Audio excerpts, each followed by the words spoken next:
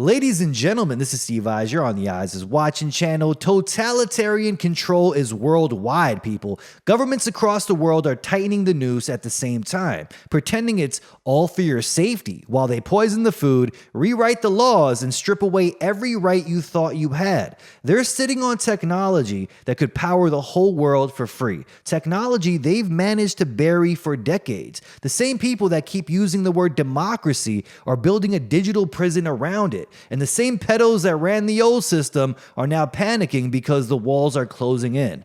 This is the reason for the over-the-top surveillance, censorship, disarmament, and distractions. From gun confiscation bills in Canada to UFO disclosure psy-ops out of Washington.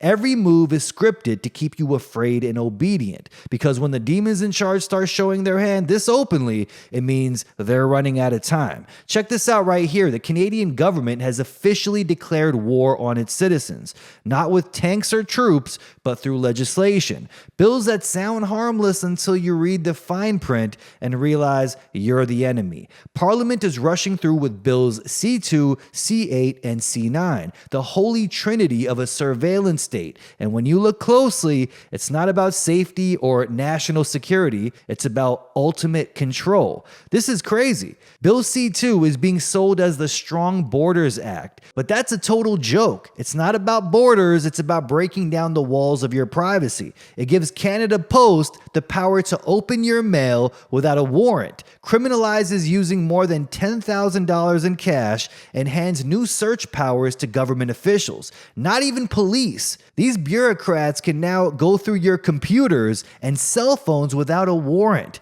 That's not border protection, that's digital strip search authority. It's crazy. Both Canada and the States are ushering in totalitarian control under the guise of stopping the illegals or border security. It's the same thing everywhere and in the UK as well. Do you not see what's happening here? Bill C9 here in Canada is about combating hate speech, the Combating Hate Act, they call it. It sounds noble, but it is the most dangerous out of all of them. It removes the requirement that the Attorney General has to review hate speech prosecutions, and it lets judges impose longer sentences if they feel hate was a motivation.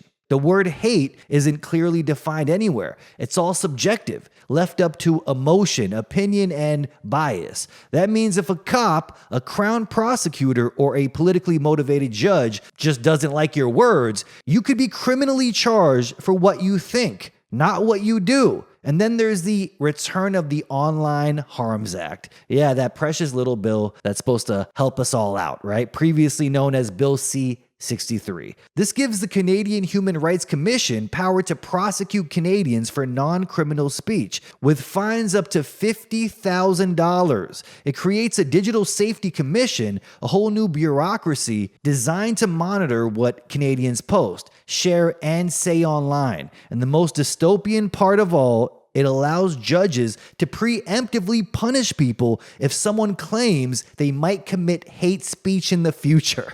This is unbelievable. It's like Minority Report on steroids. That means house arrest, curfews, even ankle bracelets, all for crimes you haven't even committed yet. Finally, Bill C-8, the Cybersecurity Act, gives cabinet ministers the authority to cut off your internet access entirely. No trial, no appeal, no compensation if your business collapses. The act lets the government demand subscriber information, label any company a designated operator, and force them to hand over private data. Refuse to comply, and you could be fined $50,000 per day as an individual, or $15 million per day as a company. You can try to challenge it, but you'll need at least $100,000 in your bank account just to fight a case that could drag on for years. The government claims these laws are about protecting Canadians from hackers, cybercrime, and hostile foreign actors, but those crimes are already illegal under the criminal code. The power to stop them already exists.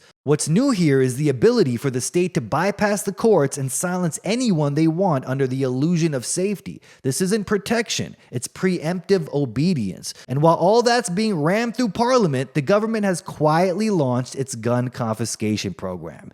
All of this at the same time. This is outrageous, people. This isn't a rumor either, it's real, people. They're calling it a pilot project in Cape Breton, Nova Scotia. The Cape Breton Regional Police Service, led by Chief Robert Walsh, conveniently the brother-in-law of the Liberal MP in the area, is helping Ottawa test the program by buying back 200 rifles from 3,100 licensed owners. That's less than 7% participation. But it's not about numbers, it's about data collection. Public Safety Minister Gary Anandasangari was caught on leaked audio admitting the program doesn't make any sense. This is crazy. They caught this Liberal MP saying none of this makes any damn sense. It's all about optics, but they're going to do it anyway. He literally said they wouldn't be doing it if it weren't for a campaign promise. Even he acknowledged they should be focusing on bail reform and border security, not punishing licensed gun owners. The leaked details reveal the real plan, okay? They've budgeted $742 million to buy back 152,000 firearms.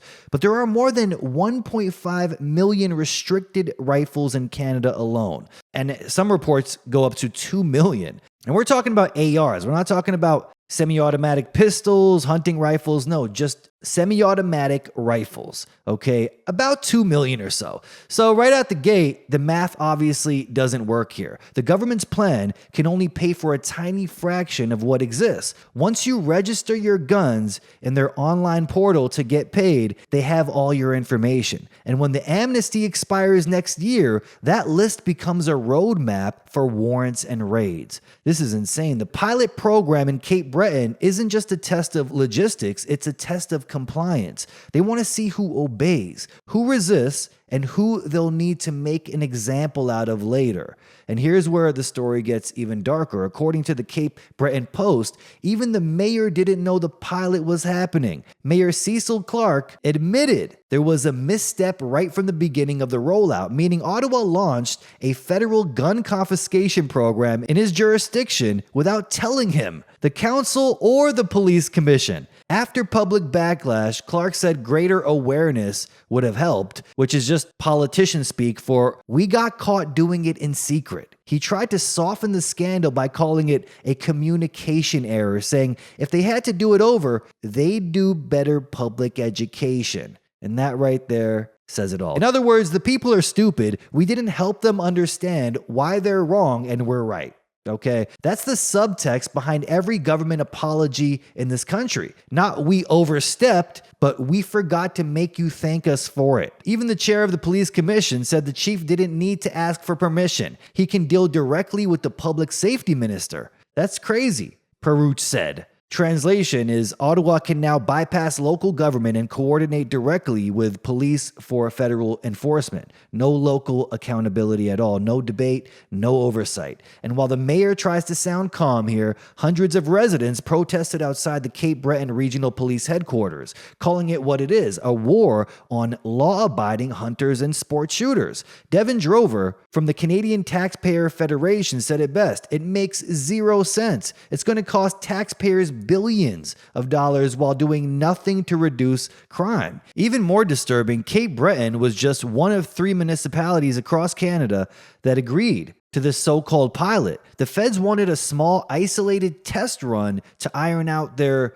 new gun confiscation software, their portal, and their destruction process before rolling it out nationwide. This is a live dry run for a countrywide confiscation scheme. This is serious, people. And now, right on cue, they've got a perfect story here to justify the next phase. This story is crazy. A man named Richard Edwin, a registered gun owner, just pled not guilty to murdering 2 total strangers in Toronto, claiming schizophrenia made him not criminally responsible. According to court documents, he left his apartment with a concealed handgun, rode the subway, and executed an international student in broad daylight. No argument, no motive, just walked up and opened fire. 2 days later, he did it again, killing another random man on the street before calmly going home. When police raided his apartment, the RCMP filmed themselves pulling out his legally legally registered firearms. The exact footage the news needed to splash across every screen in Canada. So let's get this straight. A diagnosed schizophrenic, documented since 2010, that's when he was labeled schizophrenic, somehow passes the screening process, which is quite difficult here in Canada, okay? It's pretty intense. And then he acquired a restricted firearm legally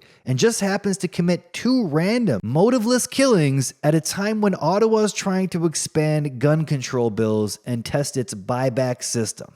I mean, you couldn't script a better justification for mass confiscation if you tried. Whether it's negligence or orchestration, the timing is just too perfect here, okay? Now the headlines practically write themselves. A registered gun owner kills innocent civilians for no reason. Government vows tighter restrictions. You see it playing out? Could this be the perfect psy-op here? A state-approved poster child for why we need more laws? Because that's exactly how it's being used. Not to question the system that failed, but to punish everyone who followed the rules. And while this plays out in Canada, the same thing is happening across the world, just wrapped up in different excuses. In the US, there's a mass shooting every week, each one conveniently timed to push new gun control laws. In Europe, governments are censoring speech under hate law reforms. In Australia, they're tying carbon credits to social behavior. It's the same playbook. Manufacture chaos, then offer control. But the speed of Canada's rollout says something bigger is coming, okay? You don't push surveillance bills, censorship acts, and gun confiscation all at once unless you're planning to trigger some kind of event, okay? A national crisis to justify it all. After that, they'll say, we had no choice but to protect Canadians, you know? And let's not forget restricted gun owners here in Canada are already registered with the RCMP, okay? It's insane. The government knows your name, address, and what you own. And they do a background check every 24 hours if you own a restricted firearm here in Canada. Yeah, it's crazy, right? Once this buyback becomes mandatory, which they're really pushing through with it, this is insane. Anyone who doesn't comply becomes a criminal by design. Imagine at 3 a.m., you get a knock on the door and then the RCMP kicking your door in while your family's asleep because you didn't turn in what you legally bought. The news will just call it a routine seizure, and the state will call it justice. Meanwhile, the real criminals, the political parasites who took big pharma money, to poison their citizens, the repeat flyers on Epstein's Lolita Express, the same repeat visitors to Epstein's Island, the same corrupt cabinet members that wreck the economy will keep their private security and gated estates. But sure, it's you, okay? The working Canadian who's the real danger here. They're not protecting you from crime. They're protecting themselves from accountability. These bills, C2, C8, and C9, and the Online Harms Act are a quiet coup wrapped in good intentions. And if Canadians don't wake up, the freest country in the world is about to become the most surveilled one, all in the name of safety. Because in modern commie Canada, tyranny doesn't arrive with sirens. It comes with press releases and polite smiles. And this isn't just Canada. This is global. Every Western nation is moving in lockstep. Same script, same sequence, same goal. Step 1, disarm the population so nobody can fight back. Step 2, create chaos, shootings, riots, crises. Anything that makes the public angry and afraid. Step 3, offer the solution, a digital leash, the mark of the beast with a friendly app interface. And just like that, freedom becomes a subscription service. Look around. Europe's already accelerating this exact plan. Countries across the EU are fast-tracking bans on private gun ownership, censorship laws disguised as safety, and cash restrictions to force people into traceable digital payments. Step by step, they're closing every exit. When you can't speak freely, can't defend yourself, and can't transact without permission, you're not a citizen anymore. You're inventory, which was the exact agenda Rosa Kohr spoke about in her book Behind the Green Mask and the Agenda of the 21st Century. Everyone, every mineral will be tracked and traced, like stocks and inventory. And now the US is running the next phase of the same agenda. The Manhattan shooting, remember I covered that here a few podcasts ago, was the perfect example. It's like a made-for-TV crisis that magically validated new mental health confiscation laws. Do you see what's happening? The exact same thing just took place in Canada. Shane Devin Tamura, remember this, 27 years old, a man with 2 previous psychiatric holds, walks into a Manhattan office building and kills 4 people. Cue the outrage. And then cue the solution, of course. Within hours, the media starts promoting Nevada's new gun seizure law, which had just taken effect a month before the shooting. That law lets police confiscate firearms immediately from anyone placed on a mental health crisis hold, in quotes, before a court hearing, before any ruling, before due process. One cop can decide someone's unstable, in quotes, take their gun and hand them a notice explaining how to maybe, possibly someday get them back. Sound familiar? It's Canada's confiscation program, just with a different cowboy accent. Okay, the article even admits it. The previous red flag law wasn't enough because it required a court process. This new one cuts that out entirely. It lets police seize property based on feelings, not findings. And the experts quoted, they call it progress. They say, we can't wait until someone commits a crime, That would be insane. Translation is, we'll punish you before you do. One of them even said these laws are the difference between life and death. Yeah, the emotional statement has to be thrown in there every time. They never clarify whose life or whose death, just that the state gets to decide which one matters more. Gun rights advocates warned exactly what's happening now, that these laws violate constitutional rights by removing due process. The Nevada Firearms Coalition wrote that the rules are vague, expensive, and unconstitutional, leaving citizens to pay legal fees to reclaim property the government had no right to take. But that's the new normal. You have to buy back your own rights. How's that freedom working for you? And this is spreading. Texas, Florida, California, all introducing versions of the same mental health gun seizure laws. And in order to, get the right wing on board, well, think about all the trans shootings we've had lately. Pretty crazy, right? They're going to use that as an excuse. The federal government even tried to pass a nationwide red flag bill to let family members or law enforcement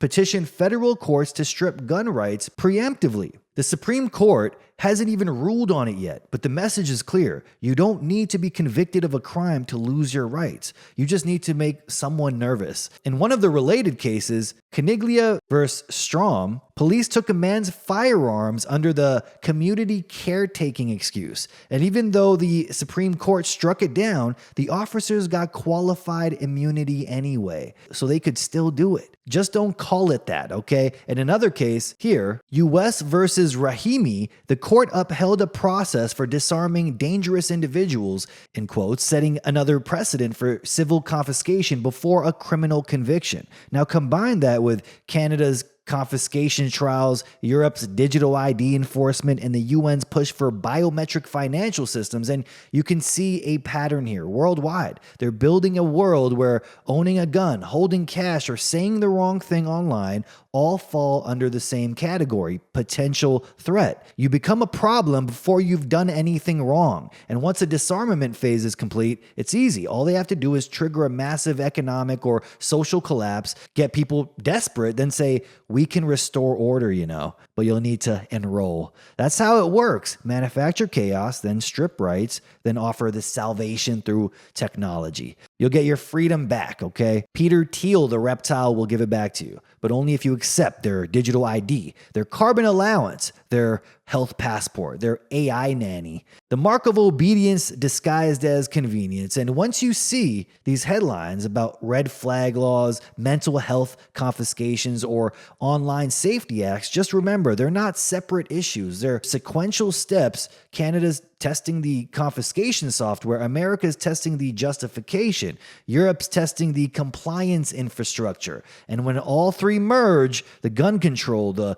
speech control, and the financial control, that's the final lock clicking into place. The elites don't need to conquer anymore, okay? They just need enough people, enough of the sheeple to volunteer their submission. One crisis at a time. And here's where all of this leads. Once they've disarmed the public, digitized identity and locked us inside the grid, what comes next isn't just tyranny, it's technocratic captivity, okay? You're watching the blueprint form right in front of you. Every innovation, every defense upgrade, every security partnership, Anduril, Carbon 911, Palantir, all of them working together with ICE, the Department of Defense. This is not about protecting nations anymore, okay? It's about building the ultimate operating system for control. This week, Palmer Luckey, the guy who created the Oculus headset before selling it to Mark Zuckerberg, you know this guy? He just announced his new AI-powered mixed reality system for the US military called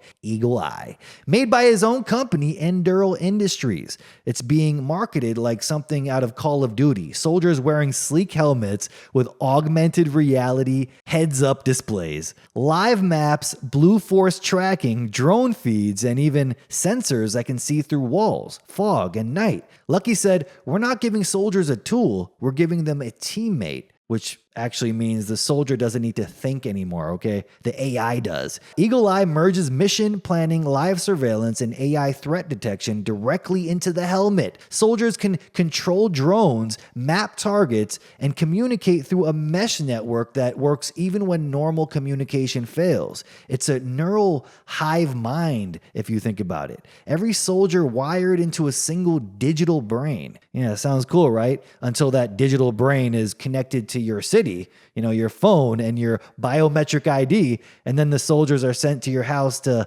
target you for that Twitter post you retweeted. Because the truth is, Anduril, Carbon 911, and Palantir are building the same infrastructure, and they're already merging together. Palantir runs predictive policing and AI threat assessment, the same system used for battlefield analytics, now being sold to governments for domestic safety. Carbine 911, backed by Jeff Epstein's buddy, Ehud Barak, connects emergency call centers and private data feeds, your phone's GPS, your social media, even your medical history, all in the name of faster response. And now Anduril comes in and they're wiring the military to the same AI network that powers Meta's virtual reality and surveillance platforms. Like, do you see what's happening here? The battlefield and the homeland are becoming the same thing. The same helmet they're designing for soldiers today will be the same surveillance grid they use on citizens tomorrow.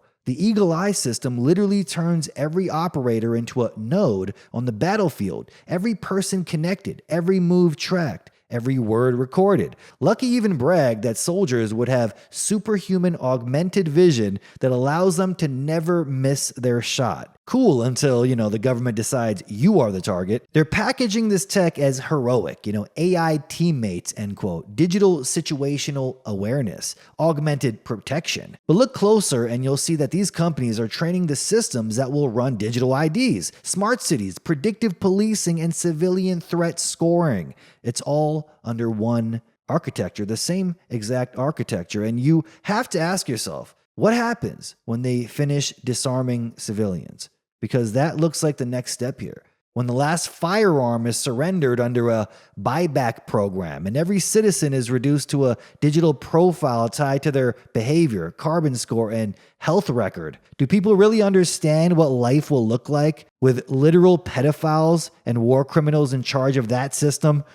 Yeah, the same political parasites that show up in the Epstein files, the same corrupt ministers laundering money through fake green initiatives, which they've been caught doing repeatedly. About 40 billion of this climate change fund just went missing a few years back and no one's talking about it. These people are parasitic scum, people, and they're calling for censorship now. Yeah, of course they would. And it's to protect democracy. Yeah, okay. These people want total control for a reason, because they're guilty of crimes against humanity to the highest degree. They know the walls are closing in, that the truth is leaking through the cracks, and people like myself and a lot of you are exposing them. okay? We're exposing their trafficking networks, the psy-ops, the assassinations, the false flags, all of it. And they need this control grid in place before the public realizes what's really being done to them. That's why they're racing, why the billionaire bunkers are being finished at the same time the digital ID systems are rolling out, why anti-speech laws are passing while people are asking questions about Israel, Mossad, and the Epstein network, why anti-Semitism spikes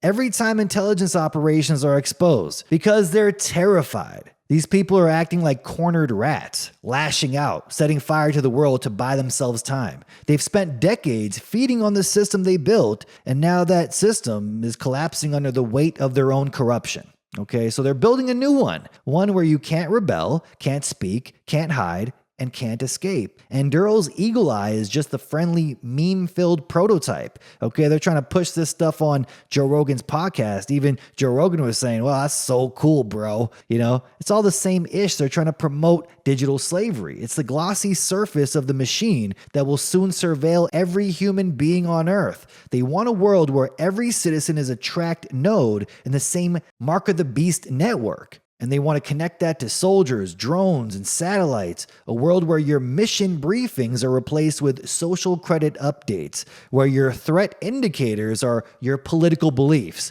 And enhanced perception means augmented reality glasses that filter what you're allowed to see. Okay, and they'll sell it as progress. And most of the sheeples will eat it right up. They'll say it makes life safer, smarter, cleaner, bringing solutions to problems they created, including the high crime rates in all these major cities. Are doing it on purpose. Make no mistake, though, the real mission is control. So while the masses line up for the latest gadget, VR headset or biometric ID, the same companies that gamified war are gamifying reality. And when they finally flip the switch, the question won't be, what are they building? It'll be, how do we destroy it before it destroys us? Because when the battlefield becomes everywhere, freedom isn't something you defend, it's something you remember. It's going to be a distant memory. And we're watching all of this take place right now. For example, Amazon's Ring just made a deal with Flock Safety. Oh, great. And Axon, two companies that already build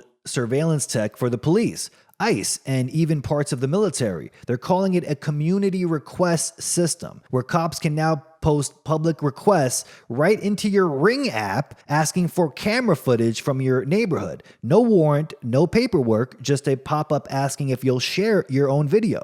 And if you send it, it goes straight into Axon's police evidence servers. Unbelievable. And they say it's just optional, but it's not really about choice. It's about normalizing surveillance. Once you turn every front door into a police camera, you don't need government drones. The people become the drones. And that's exactly how this is spreading under the name of public safety.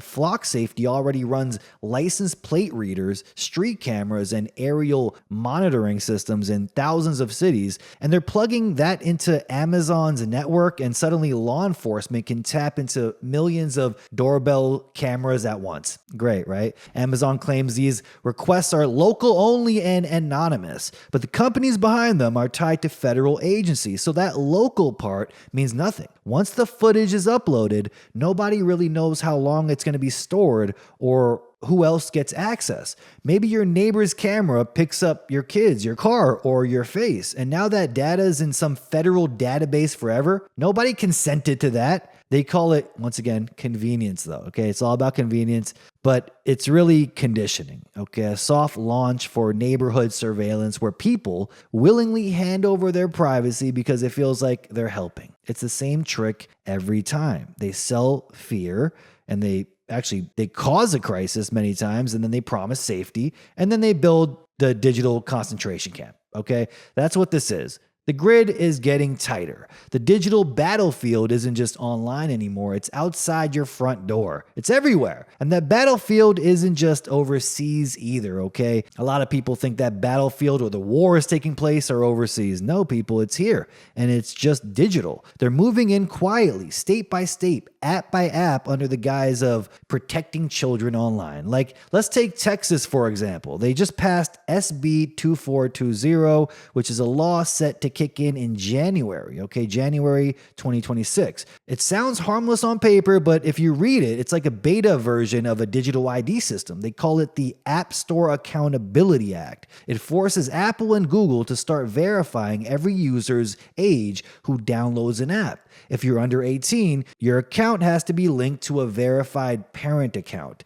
and they have to approve every download or purchase. Sounds like safety, right? But read between the lines here, and this is how they start building the control grid. The law uses vague language, once again, like commercially reasonable methods for age verification, okay, which could mean whatever method the corporations or the government decides later. So right now, they say you don't need to upload your ID, but there's only one realistic way to verify ages at scale: by connecting accounts to real identity data. That means Apple and Google will start cross-checking accounts tied to credit cards, billing addresses, and even carrier info. And when that's not enough, they'll bring in third-party verifiers that demand you scan your government ID or your face just once, just for your safety. But you see how sneaky that is? They're not going to wake up one morning and demand you scan your passport to check the weather. They'll ease you into it, okay? First they say it's for the kids. It's always for the kids. And then it's for high-risk apps only. Then to prevent fraud. And then next thing you know, it's tied to your medical records, your payments, and your speech online. It's always the same thing. I mean, this is used in the UK, Australia, and now it's creeping into Utah and Louisiana. Every step sold as safety, every line of code is really just tightening the leash here. Okay, and we're seeing this worldwide. It's not just the US doing it. The same playbooks being copy-pasted worldwide. Canada's already testing its own version of a digital leash, and they didn't even bother asking Parliament first. Bureaucrats from Shared Services Canada quietly announced plans to roll out digital credentials, in quotes, for every citizen. The same system MPs have rejected for decades over privacy cost concerns. Now they're trying again, but this time it's under the cover of modernization, okay? And identity theft protection. They say it's optional, but so were, vaccine passports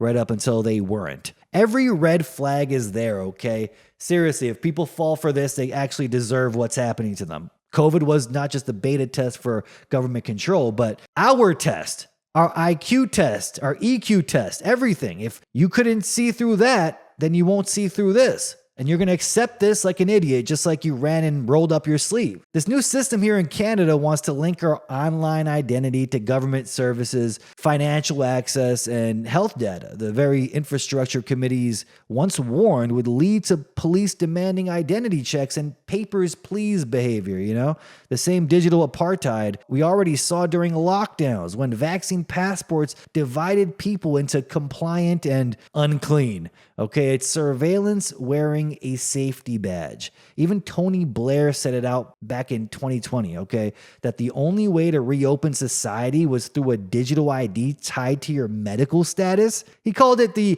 natural evolution of technology. In other words, you'll need an app to prove you're healthy, safe, and obedient before you can live normally. He said it himself. To restart international travel and business, people must have a way to record and share their disease status. The crisis gave them the excuse. Digital ID gives them the infrastructure. And now Canada is joining the WEF's Known Traveler Digital Identity Project, partnered with the country's biggest airports and airlines. They say it's about efficiency and security, but what it really does is link your biometrics and travel history to an international surveillance network. Once scanned at customs, and every government, airline, and corporate partner knows where you've been, what you've spent, and what you've said online, and what your risk profile looks like. That's what this is really about, okay? A risk profile they're building on everyone in live time. The beauty, or the horror of it all, is how sneaky it all sounds for digital convenience, faster travel, child protection, but all of it ends the same way, with a 666 QR code tattoo on your forehead, okay? They want to be able to turn you off anytime you misbehave.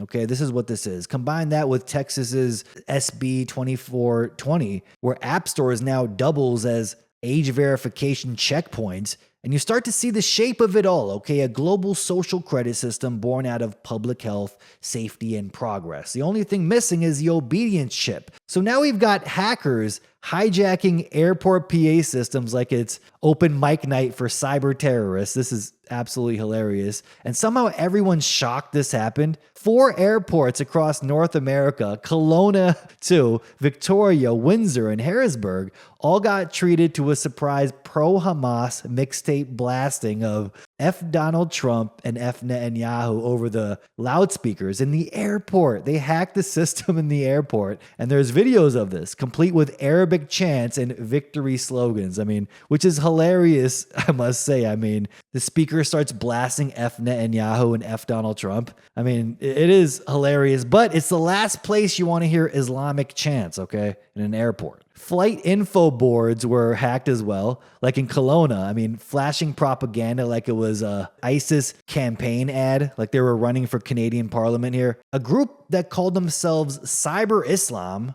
were behind it, apparently. Cyber jihadists need a catchy brand too, okay? It's called Cyber Islam. Authorities claim the hack came through a third-party cloud service that runs the PA and display system, which is kind of crazy if you think about that, because it means they outsourced their security to a discount app and hope for the best. Flights were delayed for hours, and some people refused to get on flights after that, which I understand totally. I mean, it seems totally insane. Staff were yelling through megaphones like it was 1954 again, and now the same governments pushing digital everything are pretending to be baffled that their shiny interconnected systems are wide open to anyone with a laptop and, a grudge. No planes fell out of the sky, but the message was clear that if someone can hijack a airport speaker, imagine what they could do with a centralized digital ID system that ties your banking, travel, and social media to one fragile login. Okay, maybe that's the point though. A hackable world gives the perfect scapegoat. They can just flip a switch and call it a cyber attack, and then boom, flights can be grounded, accounts frozen, just nonstop panic anytime they want, because nothing says secure digital future like handing your own data to the same people who can't even keep the intercom from declaring Islamic holy war. And while they distract everyone with cyber attacks and fake security crises, Canada's quietly rolling out its digital takeover, the National Digital ID. It's not a conspiracy anymore. It's policy. Shared Services Canada and the Treasury Board have already launched the Digital Credentials Program, which will issue digital IDs to every citizen under the excuse of modernizing government access. The plan ties your SIN number, banking, medical records, and federal logins into one digital wallet, verified through a biometric system run by Thales Group, they call it. The same defense contractor that builds surveillance systems for NATO. Provinces like Ontario, British Columbia, and Alberta are already on board, building their own versions of the ID wallet that will later plug into the federal Pan-Canadian Trust Framework, a WEF-backed standard that ensures your data flows seamlessly between banks, airlines, and government agencies. They say it's optional again until, it isn't, because once the banks finish digitizing customer verification, they'll stop accepting anyone without one. That's how optional becomes mandatory by default. We're already seeing it happen with people getting their banks debanked. They're getting debanked for no reason here in Canada right now. Okay, people's accounts are getting closed because some algorithm flagged them for being at risk, in quotes. This is insane. If you look at how many people right now are being debanked, and the bank doesn't need to tell them why. They're not obligated to. The next step is obvious. Link that risk profile to your ID, and now your access to money, travel, and social media all depend on your compliance score. I'm pretty sure they already have a social credit score on all of us. Okay. And now they're denying us access to things like banking, but they won't tell us why, of course. This is what the so-called Digital Identity and Authentication Council of Canada, which is DIACC. Yeah, I know it sounds like DIC. They've been building this for years. A centralized database of citizens tied to financial institutions, airlines, telecoms, and the government. It's not about convenience, it's about convergence, okay? Merging every part of your life into one switch they control. And while the public's busy fighting over politics and digital IDs, the real secrets are hidden in the military hangars.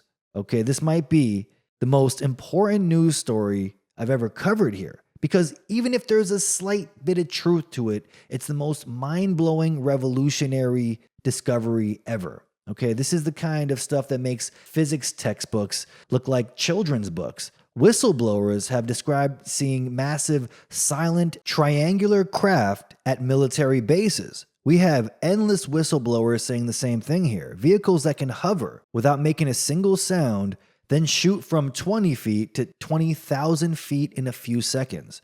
Okay. And many people, I've even read people's comments and people's emails they send me, they've seen these craft themselves too. But if you think about the movement these crafts are making, that kind of movement would require energy beyond anything in the known power grid. They say it's 0-point energy. The idea that the ether around us, the ether itself, the vacuum all around us, has an endless ocean of power. And if that's true, it means we've all been paying for electricity and oil for no reason. It means poverty was never inevitable, it was engineered. They've had this technology for decades, and instead of freeing the world, they buried it under black budgets and oil contracts. And if you want to know what it looks like when someone touches that forbidden technology, look no further than Dylan Borland. Okay, this isn't just some internet loony, okay? He has a very credible track record, and he's worked for a lot of these alphabet agencies here like USAF 1N1, geospatial intelligence analyst who worked full motion video missions for special operations units during the Iraq drawdown and later held TS-SCI clearance inside a multi-agency special access program with BAE. A lot of these I haven't even heard of. I don't even know what they are, but BAE, which is a classified defense technology project, which means he wasn't doing regular Air Force work. He was operating inside projects tied to classified defense technology. In other words, he lived inside the classified world, okay? His story here begins one night in the summer of 2012 at Langley Air Force Base. Around 1:30 a.m., stepping outside for a smoke by the barracks gazebo, he noticed a single white light lifting from the direction of the NASA hangar. He mentioned this multiple times. It came from the direction of the NASA hangar.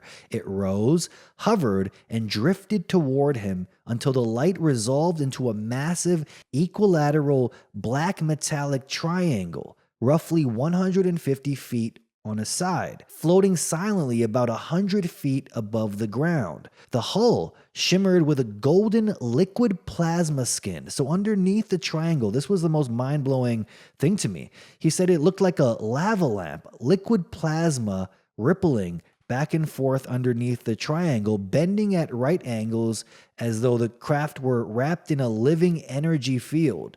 His phone then overheated, it froze, and then shut down. He felt static electricity crawl across his whole body, like the air itself was charged. There was no sound, just the sharp smell of ozone, the same scent you get after a lightning storm, which is really interesting. Then the center light flashed twice, like a plug hitting an outlet, and the object shot to airline altitude in 3 seconds flat, leaving only the glow above him as proof it was ever there. It tracked east over the Atlantic and then vanished. Whatever it wasn't a drone, balloon, or jet. It defied physics. Borland reported it quietly through official channels, Senate staff, House staff, Aero IC Inspector General, and that's when his life came apart, actually. His clearance evaporated overnight, his VA benefits shrank, contracts dissolved, and friends were warned to stay away as well. One afternoon, his car's brake lines were found deliberately cut after he skidded off the road.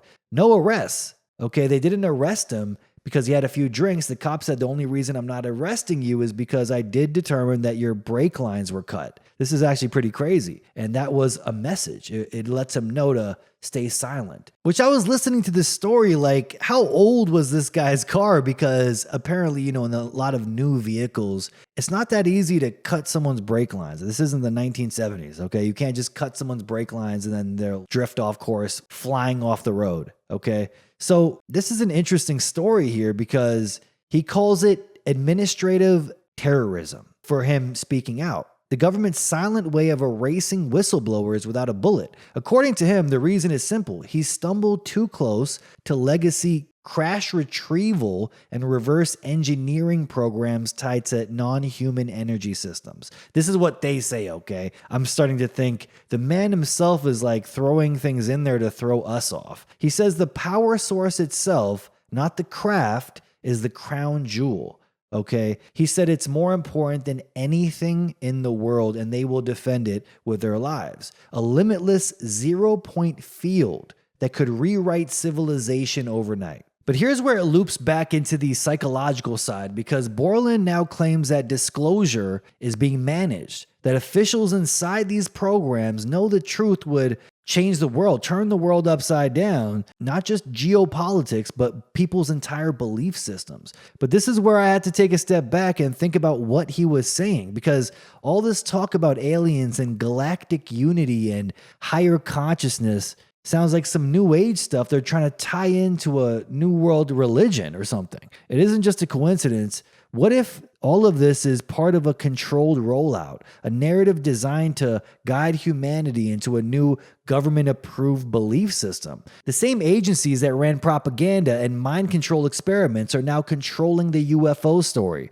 They're pairing it with words like oneness, ascension, and evolution of humanity. It's like they're tying it into transhumanism as well. Maybe Borland's in on it, or maybe he's not. I'm not sure. But the pattern's obvious. First, they hide the technology that could free us. Then they reveal it when it benefits them, calling it enlightenment. I think what we are dealing with is very, very, very old. I think old humans have written those down in religious stories. I think that it's quite clear that we have been influenced by something else.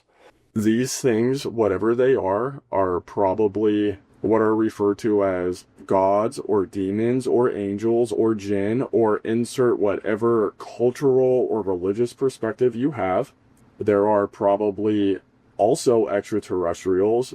It's not a one-size-fits-all. And considering humanity has the same stories across many cultures, a flood, crafts that are in the sky, things that are coming and helping humans, and I'm at an advantage and a disadvantage knowing certain information that relates very clearly to things that are around the world that are related to what I know. I don't think that's by pure coincidence or luck. I think that the people that are in these programs know the truth to this stuff, and they are looking at it through a lens of this is true, this is true, this is true.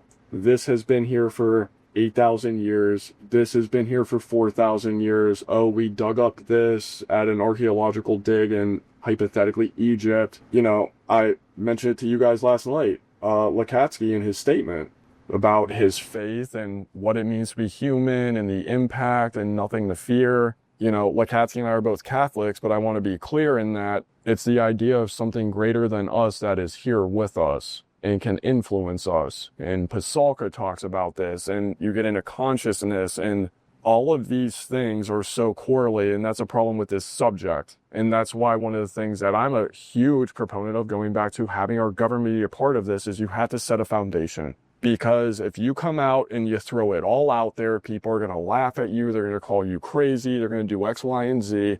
Then you have to set a foundation. And I understand the UFO fanatics are not going to like this opinion, but this isn't for you. This is for the public. If you want disclosure, the public has to be a part of it. Hence why I'm here. This is not disclosure, though. This is programming, a belief system built around the machines they've been hiding, repackaging as the next step for humanity.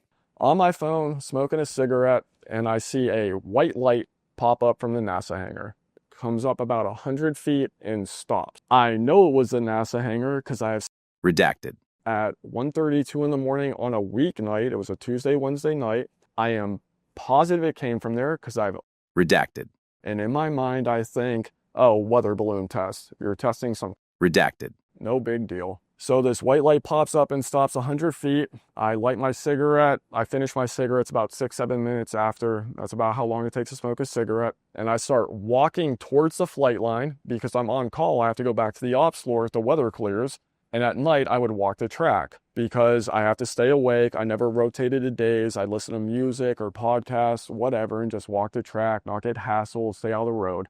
I start walking up to where this light is hovering above the NASA hangar, and I get about 2-3 blocks in, and on the right is the auto body shop. So they had garages at Langley Air Force Base where you could pull your car in and pull the drain plugs and oil changes, all that. As I'm walking up towards the light to go to the track on my left, the white light flies across the flight line to me, and it flies right across the flight line to me. And as it flies, it's 100 to 150 foot equilateral triangle appears right over me, 100 feet above me, 100 feet in front of me. The triangle had black metallic flake paint. I'm a car guy, and it looked like that expensive, like classic look, like you could see the light glisten off of it. Equilateral triangle, I could only see the bottom and angles. It was a 90-degree right angle all around.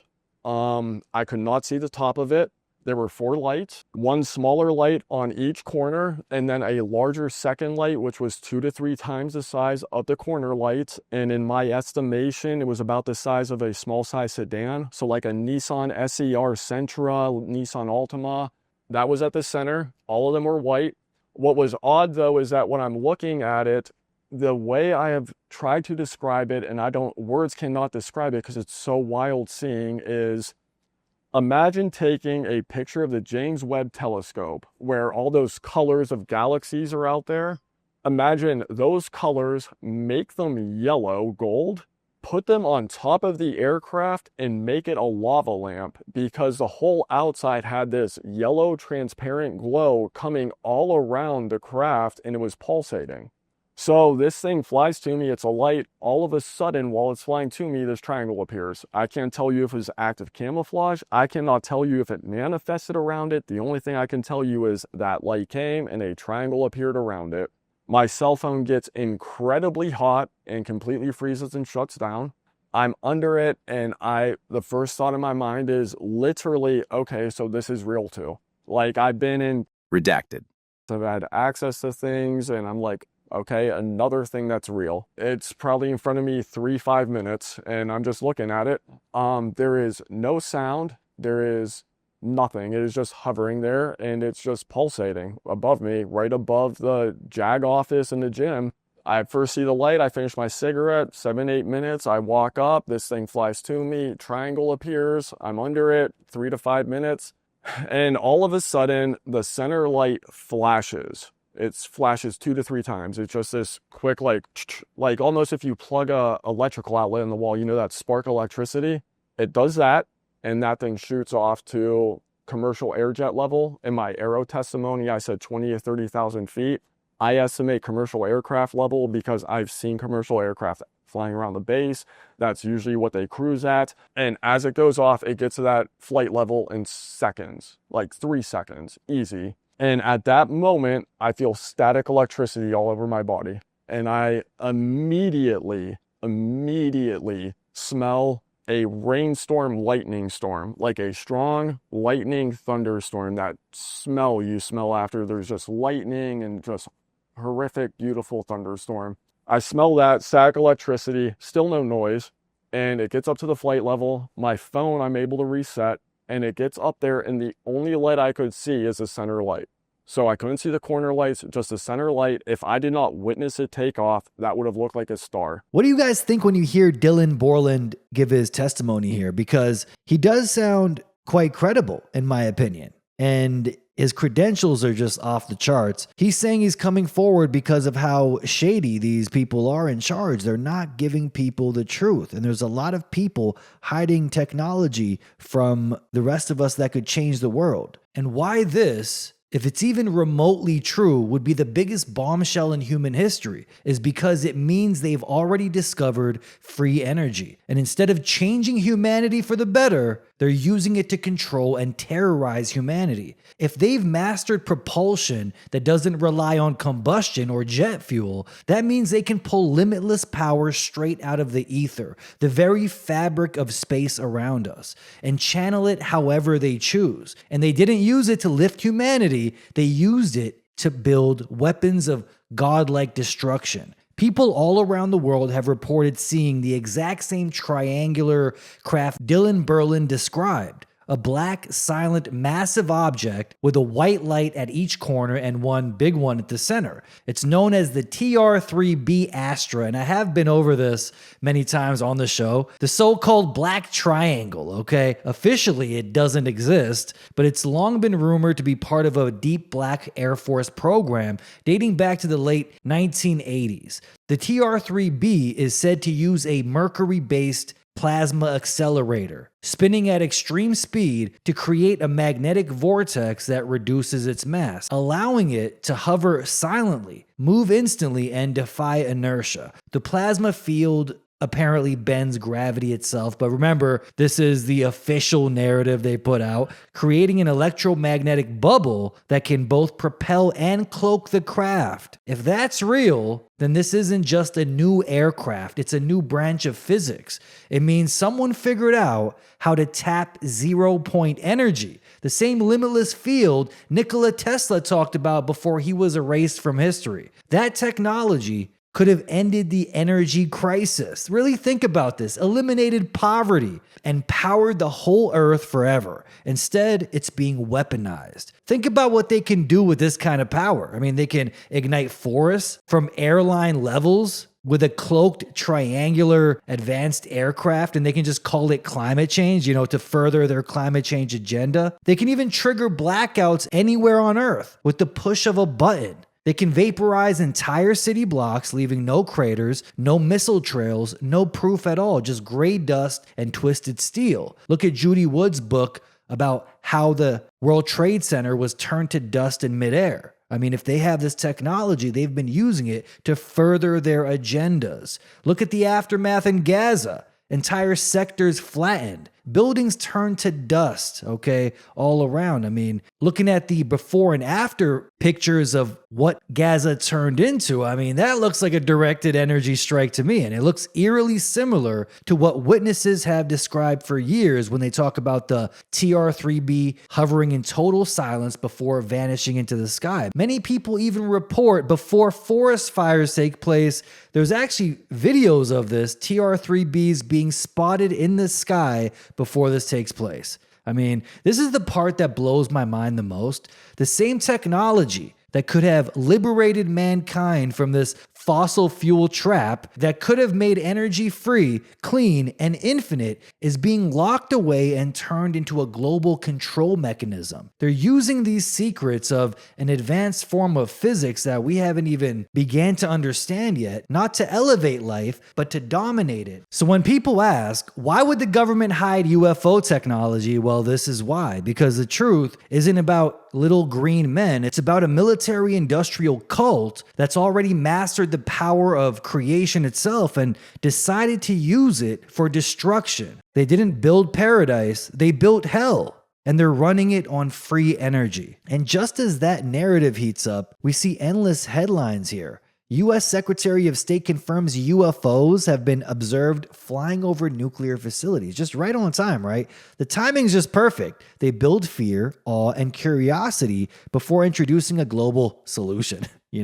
If Borland's right, this isn't about truth, it's about control. They're setting the stage for a world government under the banner of cosmic unity, powered by zero-point energy, enforced by AI, and disguised as progress. But the craziest thing is, if they had this technology, if the government had zero-point technology that could change the world, free energy, they would love for people to believe in aliens. So anytime they tested this aircraft out, they could be like, oh, that's just aliens, It's a perfect cover story. The exact narrative the government would want us to believe. They've had advanced technology for decades, and if you go over even Nikola Tesla's work, he was talking about energy that could be pulled from the ether, right? So Tesla coils, for example. This technology has been discussed by people in the past. It doesn't need to be alien tech. It's not like it's out of the realm of possibility that they've discovered this technology. And instead of disclosing it to the public, they let the media push the narrative that, it must be extraterrestrial. Because we couldn't possibly have tech that advanced, right? That does sound like a psy-op to me.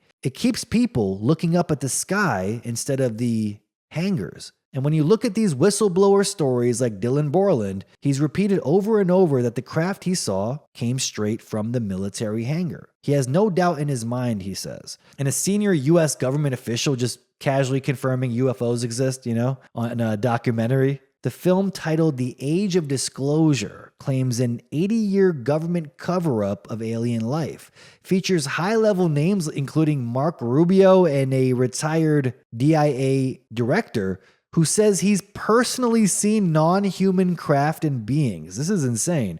Rubio says there have been repeated instances of something operating in the airspace over restricted nuclear facilities, and it's not ours, he says. The retired official even states, "I have seen non-human craft and non-human beings," end quote. The documentary's producer calls it the biggest disinformation campaign in the history of the U.S. government. Pause for a second, right? A documentary funded and backed by the same intelligence establishment that spent decades denying everything it now confirms. Yeah, if the demons who run our country are now putting this out in public light, clearly a psy-op is at play, okay? What the hell were really in those Epstein files? They really want you distracted. And if that's true, it destroys one of the biggest cop-outs people use when they try to defend the system. The idea that governments are too incompetent to work together on the same global agenda. Like, really? If they've been able to keep something like this secret for nearly a century, free energy technology that could literally change the world, then that argument's out the window. You're telling me scientists, intelligence agencies, contractors, and militaries across the world have all been working in lockstep to keep 0-point energy buried, and yet somehow we're supposed to believe they're too disorganized to pull off a coordinated depopulation plot or a digital control system? Come on now. The fact that this tech still isn't public tells you everything you need to know about how unified and corrupt the whole network really is. Here's another story right here. Daniel Gurrell, whistleblower here, that came out saying he saw the same thing. In 2006, during Ranger School, he was housed at a small medical bay on England Air Force Base in Florida when he experienced something extraordinary. Late one night, he woke up to a deep mechanical rumble that shook the whole building. Like a massive engine, he said, sounded like it was revving and powering down and on repeatedly. And being curious, he got out of bed despite being in a brace and walked to the front desk where a soldier shrugged it off as just the Air Force testing something. So Gurrell went outside, lit a cigarette, and saw floodlights in the distance, clearing about 300 to 400 yards away, surrounded by Humvees, troops, and black SUVs. Hovering silently in the center was a massive jet black triangular craft roughly the size of a football field, about 300 feet long and maybe 20 feet thick. So it's similar to what Dylan Borland reported to see. It had bright white lights on each corner and a larger one in the middle, but no cockpit, no tail, no engines, no markings. Similar to the TR-3B that I have discussed here many times. This thing just hung there perfectly still, no hum, no rotors, not even the sound of moving air. The only thing he heard was the faint buzzing from the generators powering the lights on the ground. Then, without warning, the craft lifted straight up, completely stable, and shot off over the trees faster than anything he'd ever seen. No sonic boom, no propulsion, no trail, just nothing. It was just gone.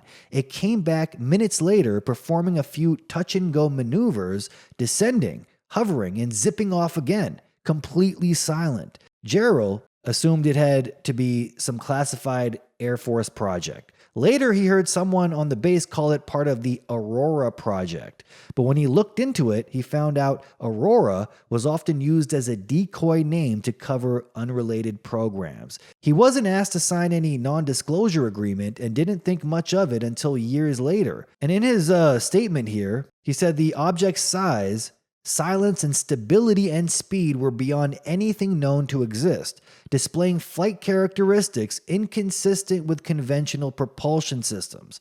During later meetings in Pentagon City, he met over a dozen officials and other whistleblowers, some claiming to have seen the exact same kind of triangular craft and the same design and movements. That's what convinced him it wasn't just some one-off sighting. It was part of something much bigger, a coordinated program hidden in plain sight. So when the government points to the sky and says, "It's aliens," think about what that really means. They want you to believe it's something beyond human, so you'll never question how human hands built it or got their hands on it. The truth is, if this technology exists, and it clearly does, then it's been suppressed intentionally. And the same people who've buried it for decades are the ones running the narratives now. The alien story is the perfect cover for advanced human tech and global coordination. It keeps the public in awe while the same power structure continues to expand its reach, from secret energy systems to biometric IDs and digital surveillance. I mean, if they can keep zero-point energy, anti-gravity craft, or whatever it is, and world-changing propulsion technology secret for 100 years, what else have they been hiding? And if they can coordinate that kind of silence across every intelligence network on Earth, then yes, they absolutely have the ability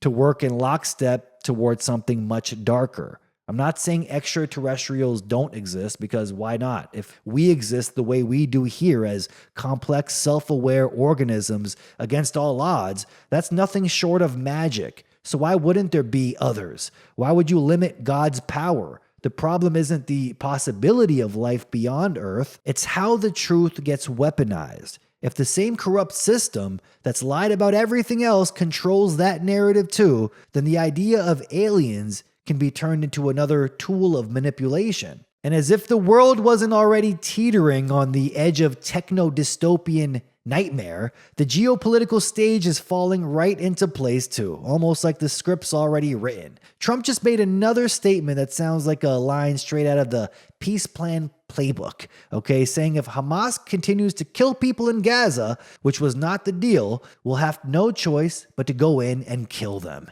And the timing couldn't be more convenient. So apparently ceasefire now means keep firing, just smile when you do it. According to Gaza's media office, Israel has violated the ceasefire 47 times since it began earlier this month, killing 38 Palestinians and injuring 143. The biggest hit so far, an entire family of 11, 7 kids and 3 women, blown up for crossing an imaginary yellow line that doesn't actually exist on the ground, because nothing says rule-based order like invisible boundaries and airstrikes on buses. That's right, they were on buses and Israel decided to blast them out of existence with a tank. Netanyahu's response was peak compassion, okay? Rafah crossing stays closed until Hamas returns all the bodies. That's what he said. So humanitarian aid's being held hostage for the hostages.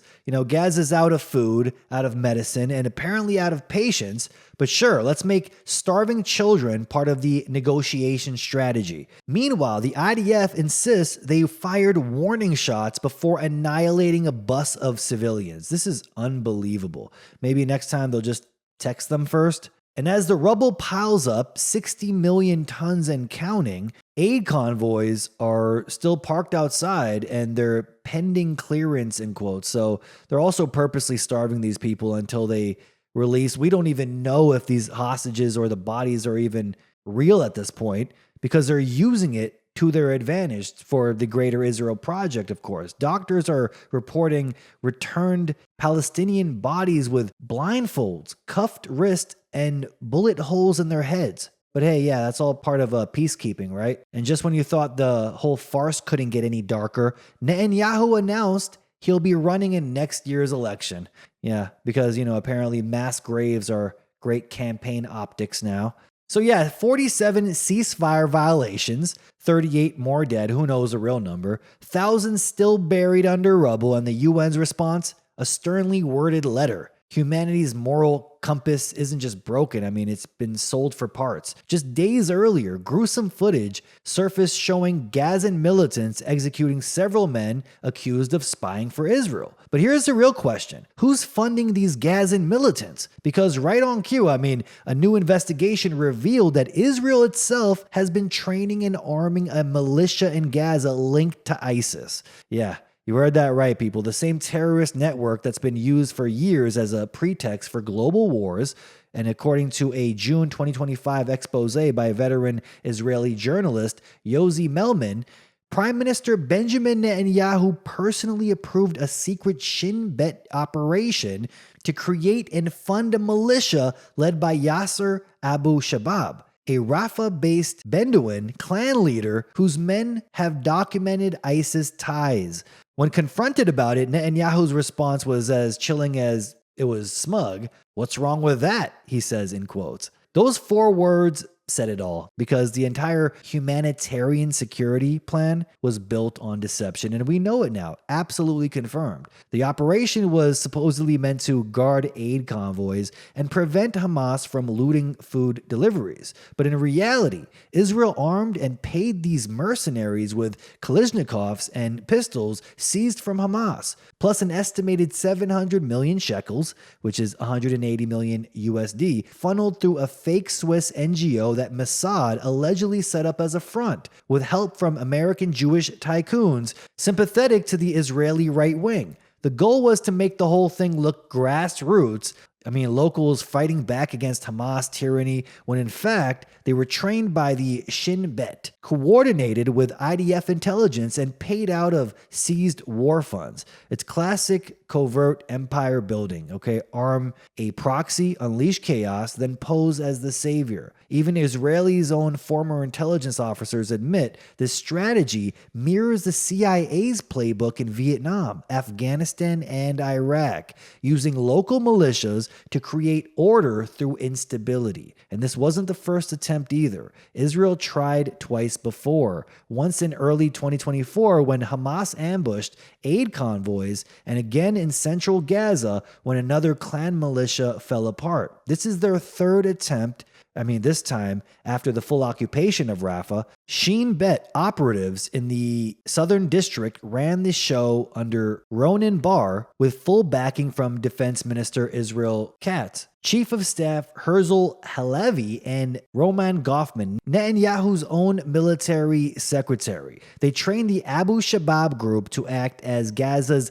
local authority under Israeli supervision, mercenaries wearing the mask of humanitarianism. What makes it even worse is how this whole charade was hidden even from Israel's own ministers, bypassing normal oversight laws and procurement processes. The Israel Finance Ministry disguised the payments as foreign NGO aid to dodge bidding regulations, effectively laundering public money through intelligence cutouts. This is corruption piled on top of psychological warfare. And now, as Hamas fractures and Gaza descends into chaos, Israel's government claims to be fighting terrorism, even as it manufactures new ones. Meanwhile, Trump and Netanyahu's so-called peace plan is looking a lot less like diplomacy and a lot more like a setup. Bibi would call me so many times, "Can you get me this weapon, that weapon, that weapon?" Some of them I never heard of, Bibi, and I made them.